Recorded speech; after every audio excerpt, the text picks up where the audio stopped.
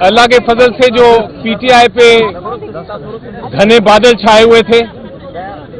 जो तूफान बरपा था और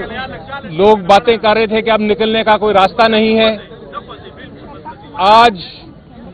पेशावर हाई कोर्ट के जज साहिबान ने अपनी जो ट्रेडिशन है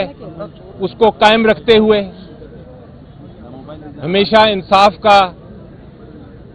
सर ऊंचा किया है इस हाई कोर्ट ने, उस ट्रेडिशन को कायम रखते हुए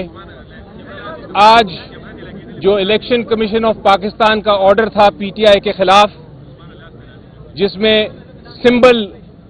पीटीआई का जो बल्ला है वो ले लिया गया था, छीन लिया गया था, बल्कि मैं कहता हूं एक गैर कानूनी और गैर आईनी ऑर्डर के जरिए, उस ऑर्डर को, सिलेक्शन कमीशन के ऑर्डर को सस्पेंड कर दिया है और साथ ये हुक्म फरमाया है कि जो हमारा सिंबल है वो हमें वापस किया जाए, रिस्टोर किया जाए, और हुक्म किया है कि हम अब उस बल्ले के मुताबिक अगली तारीख तक इलेक्शन लड़ सकते हैं। अल्हम्दुलिल्लाह।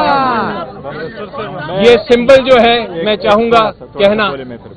सिंबल का मैं कहना चाहूंगा कि सिंबल एक पॉलिटिकल पार्टी, एक सियासी जमात की जान होती है, और आर्टिकल 17 जो हमारा है आइन का, उसमें कहा गया है और सुप्रीम कोर्ट की उस पे जजमेंट्स भी हैं कि ये जो सिंबल है ये एक बुनियादी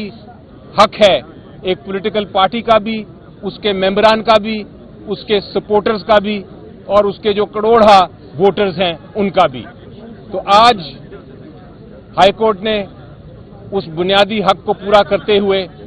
ये हुक्म फरमा दिया है कि सिंबल बैट का पीटीआई का ही है और पीटीआई को रिस्टोर कर दिया है। अल्हम्दुलिल्लाह।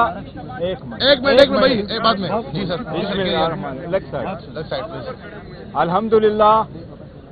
आज पेशावर हाई कोर्ट ने पीटीआई के खिलाफ, पीटीआई के सिंबल और इलेक्शन के खिलाफ, पीटीआई के पाकिस्तान में 70% सपोर्टरों के खिलाफ जो साजिश हो रही थी, अल्हम्दुलिल्लाह आज उस साजिश पे आखिरी केल अदलिया ने लगा दी है, वो साजिशें खत्म हो गई। अल्हम्दुलिल्लाह आज हमारा सिर्फ पेशावर हाई कोर्ट ने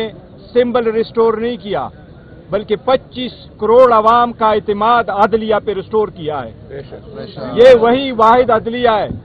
जिस पे हमेशा हमें इतिमाद रहा है कि हम अदलिया के पास जाएंगे, हम कानूनी आईनी जंग लड़ेंगे, हमारे साथ ज्यादतियां हो रही है, हमें दीवार के साथ लगाया जा रहा है, लेकिन हमने बारहा कहा था कि हमें अदलिया पे एतमाद है, हर जज पे एतमाद है, और इंशाल्लाह अदलिया इंसाफ करेगी। और आज अदलिया ने इंसाफ कर लिया है, पाकिस्तान की 25 करोड़ आवाम की जो एतमाद है बहाल कर दिया। आज अदलिया का हम बहुत मशकूर है। आज अली साहब ने 4 घंटे खड़े होकर के आप लोगों सबके सामने 4 घंटे पे अदलिया ने उसकी हेयरिंग की है। हर शिक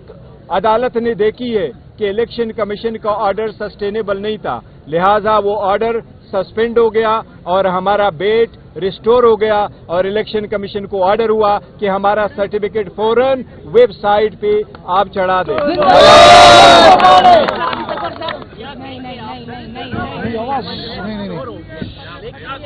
जी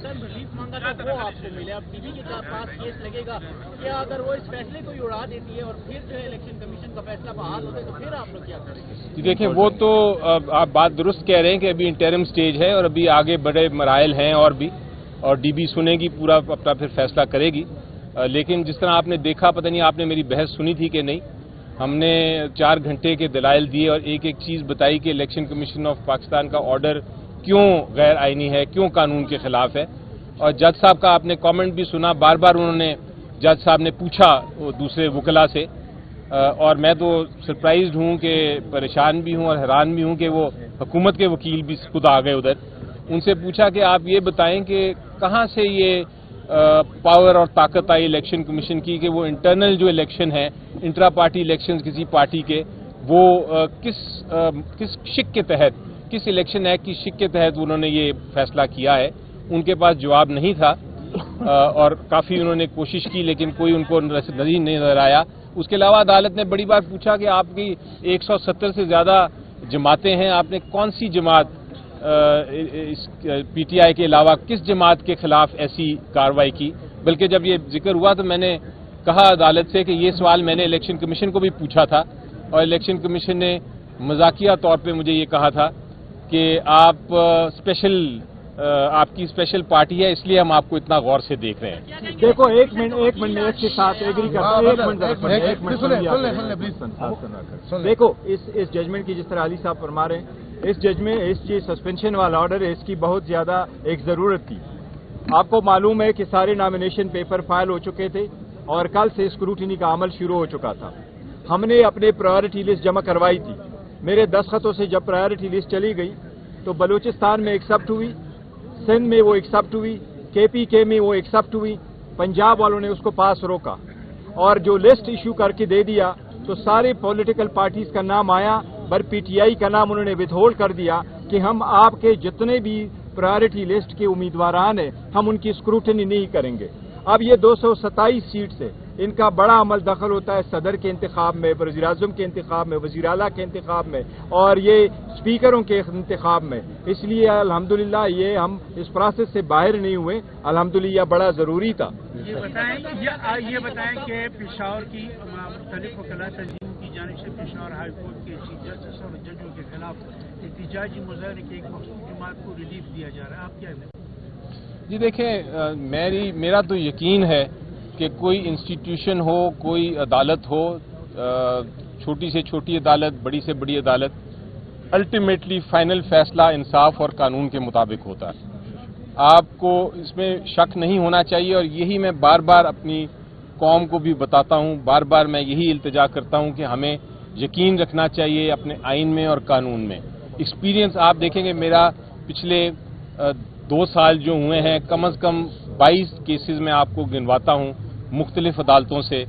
چاہے لاہور ہائی کورٹ ہو, چاہے سپریم کورٹ ہو, چاہے اسلام آباد ہائی کورٹ ہو, وہاں سے, اور اب پشاور ہائی کورٹ بھی, وہاں سے فیصلے ہم نے آئین اور قانون کے مطابق کیے ہیں. چاہے وہ ڈیفیکشن کلوز کی ججمنٹ ہو, چاہے وہ پنجاب اسمبلی کو ریسٹور کرنے کی ججمنٹ ہو, چاہے وہ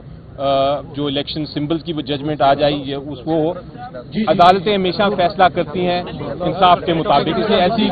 کوئی اگر بات کرتا ہے تو غلط بات کرتا ہے. دیکھو یہی طریقہ کار ہوتا ہے, عدلیہ یہی آرڈر پاس کرتی ہے. انٹرم آرڈر جب آپ ایشو کرتے ہیں تو اس کا ایک اسپیسیفک ٹائم ہوتا ہے اور پھر اس کے بعد بھی ہوگا. الحمدللہ اگر عدالت پرائما پیشی اس بات پہ پہنچی ہے, بظاہر جس کو پرائما پیشی کو اردو میں کیا لفظ کہتے ہیں, وہ بظاہر اگر عدالت اس نتیجے پہ پہنچی ہے کہ یہ آرڈر سسٹینیبل نہیں ہے, ہمیں کبھی امید ہے انشاءاللہ تعالیٰ کہ نیکسٹ ڈیٹ پہ انشاءاللہ یہ آرڈر ہی ختم ہو جائے گا اور ہم کنٹینیو کریں گے انشاءاللہ.